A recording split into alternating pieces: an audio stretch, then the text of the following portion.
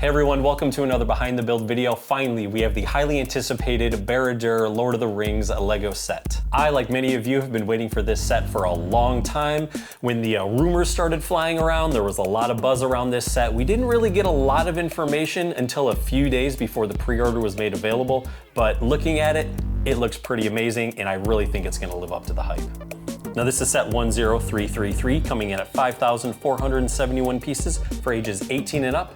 Now we get 10 minifigures in this set, starting with an updated Gollum. We also get Sam and Frodo, Mouth of Sauron, and 5 orcs. So this set is gonna take a long time. I think we need to start building it. Be sure to stick around and stay tuned all the way to the end so you can get my full comprehensive review. Let's get building.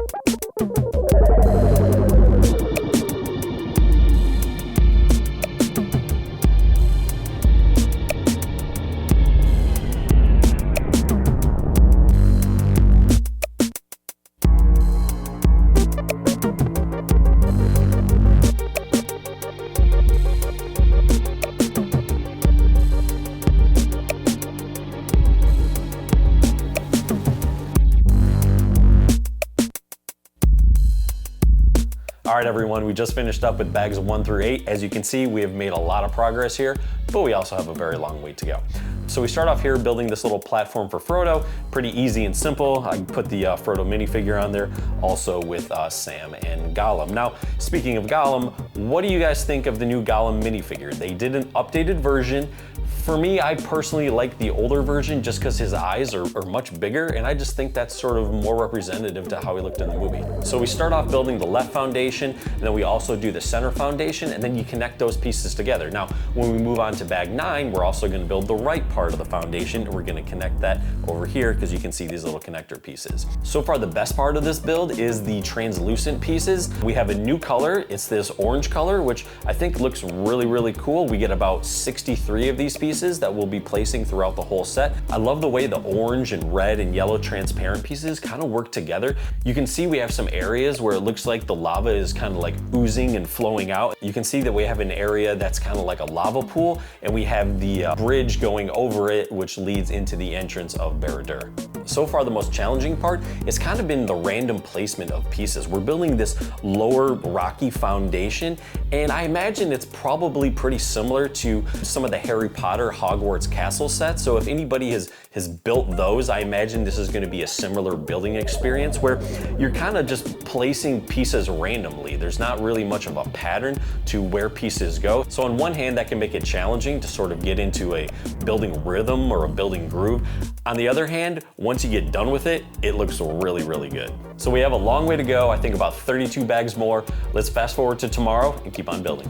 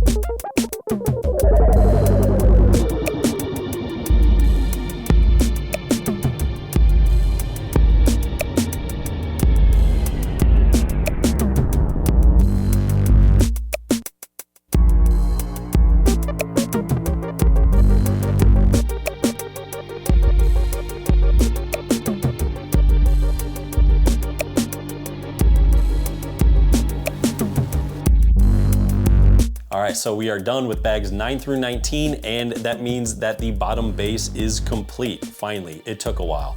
So on the interior, we get a lot of detail. I think they did a really nice job with a lot of it. I do have a few little bones to pick, no pun intended. We're gonna start over here on the right, and there's sort of this kind of like lava stream or lava pool, and then there's a bunch of weapons around here. We have an anvil and another tool. It looks like you could see like an orc standing there and making some weapons, making some helmets and some shields. And then in the back, we actually do have some shoulder pads and some helmets as well. Then we also have some helmets off to the side and a couple of weapons in a barrel here. And then there's this other piece here, which I really wasn't sure what it was at first, but I think really what it's supposed to be is kind of a machine for sharpening blades. If it's something else, definitely let me know what you guys think, but that's really the only thing I could think of. Then over here on the left, we have a lava pool, and we have the most recent visitor to the lava pool. We have a skeleton. Now you can see over here, we do have a knob that helps us open and close the front doors. Now I really do like this feature. We use a lot of Technic pieces. There's some gears and then a couple of long gear racks. Now when you're building this section, one thing to definitely pay attention to with the long gear racks is you're gonna wanna make sure they're on the same plane when you put the gears on them, because if they're off by a little bit, the doors won't fully open and close. Now there is an image in the instructions where they really point this out, but at first I didn't really know what they were pointing out until I made the mistake. Once I made the mistake, I put 2 and 2 together and understood what they were trying to show. Now we're gonna move on to the middle section, which I believe is the dining area.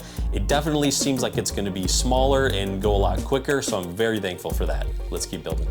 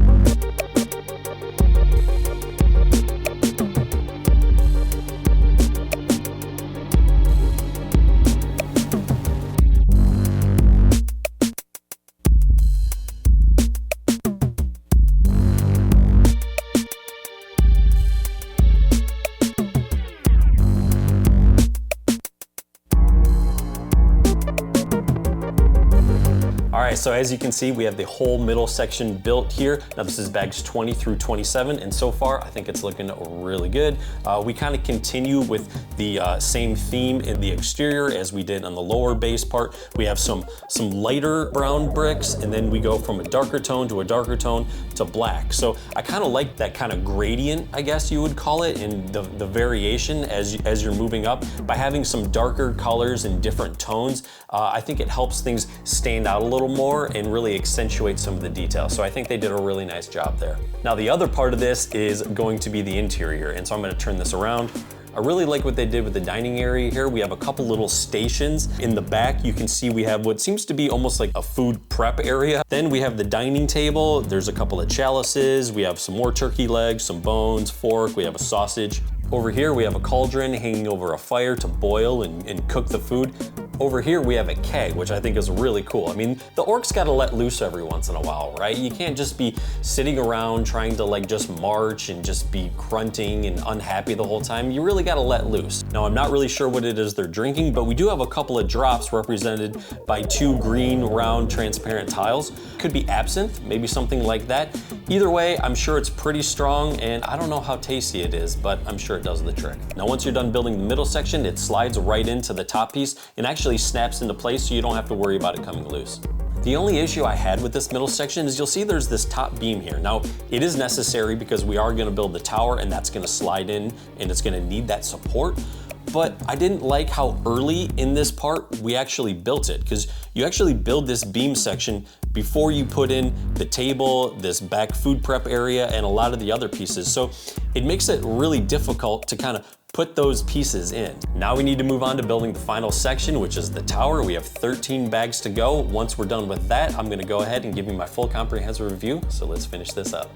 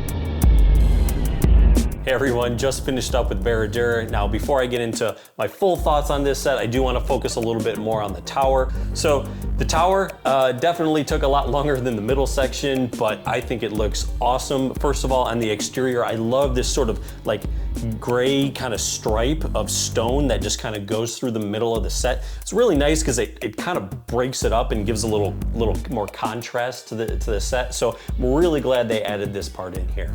Now moving up the tower, we have this sort of middle section here, where actually that's 5 separate sections that you built. Now this part is a little repetitive. I was wondering how many of those kind of sections we'd get in this set. Now we're gonna move on to the top, and we have the eye, which I think looks really cool. We have a bunch of transparent pieces, and then we have this light in the back, so it even lights up. I think that looks pretty great. Now I'm sure there's either light kits out there or there's going to be light kits out there that you can add on to this set and really accentuate some of the pieces, but I think they did a nice job just with this one little light right there. Now I want to move on to the interior of the tower, and we're going to start with the throne room, or at least that's what I'm calling it. So you can see the throne room here. We have a chair for Sauron to sit in, and then we have a couple of tapestries hanging down. Now, at first glance, you might say this looks kind of plain. I don't really think there's much to it, but then you do this. And that is pretty cool. We have this orb in the center. There's also a map of Middle Earth in the back. And I just really like the whole idea of sort of like a hidden room in the back. I just think that's really cool. Also made this set a little more dynamic, because really to this point, the only thing that we have that moves is the front doors. So adding this internal element really kind of spices the setup a bit, and I'm really glad they did that. Otherwise, to be honest, it looks really cool, but I feel like a set of this caliber with the great minifigures, which we'll talk about in a second, and all these pieces, you really got to add in some tactic stuff and make it a little more dynamic. Now we're gonna move on to the middle room of the tower. We have an envelope here. It looks like we have sort of a writing utensil or a pen. We also have some scrolls rolled up using sticker pieces.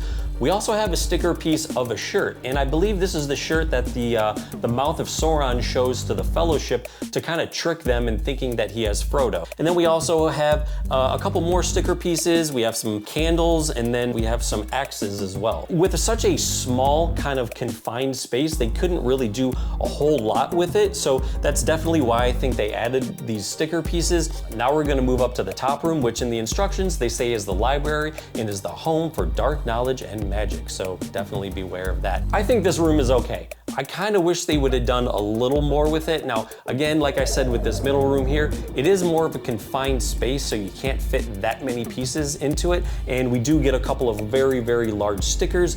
Then moving up to the top, you can actually see the light piece here that we have, and you can move it up and down, which is kind of cool. Now I want to give you my full thoughts on this set. I know I haven't talked about the minifigures much, so I think this would be a good time to do that. The two minifigures that are standouts and that everyone really, really wants are Sauron and the Mouth of Sauron. They did a fantastic job, not only with the printing, but also their helmets and their masks. Their faces also look really, really cool as well. I mean, I love the Mouth of Sauron, the teeth. It looks like piranha teeth. It looks pretty intimidating. And then Sauron's face as well, just kind of like the flames and everything, and they do show through just a little bit in his mask. Now turning to the orcs, we get 5 orcs, all with different printing body design. So even the 2 orcs that have the same face and same hairpiece, we actually get different body printing. The Gothmog minifigure also looks really, really good. Love the face painting and the body armor they give him. He does only get 1 facial expression and the other orcs get 2, but basically they go from mean to meaner, so it's really not that big of a deal. We also get Sam and Frodo here, which to me isn't that interesting. They each come with 2 facial expressions. The best part about them though is that they get their own orc masks from when they were trying to disguise themselves and blend in with the other orcs, so I think that's a pretty cool addition. Now in this set, we do get an updated Gollum figure with a new face. Let me know what you think about this updated Gollum figure. Do you like it, or do you prefer the old one kind of like I do? Now overall, this build, which was like 5,400 pieces, was pretty enjoyable. Sometimes you can be building sets and they get a little repetitive or they get a little confusing and maybe they're not quite as enjoyable. But this one, I always felt kind of kept mixing it up. Whenever you got done with the section, you moved on to another section that was maybe a little bit different in how you built it. I also really like how this set is modular, so we have the base, we have the middle, and we have the tower. Not only just from how it kind of comes together, but just building each section on its own. It's like you can focus on one section, you conquer that, you move on to the next one, conquer that, and then you move on to the tower and you conquer that. So I really just liked that from a building experience. Another thing I really love about the modules is the way they fit together and the way they slide into place makes it feel very, very secure, which is important when you have a set of this height and this many pieces. There is a lot of random piece placement when building the rocks and the lava flows. There's some standard building processes when building the flooring sections, and then there's some pretty repetitive parts, building some of the walls, spires, and exterior sections of the tower. Now I do have a few criticisms. They are probably more nitpicks, but definitely a few things that I thought they could maybe have adjusted or things I would like to have seen them do differently.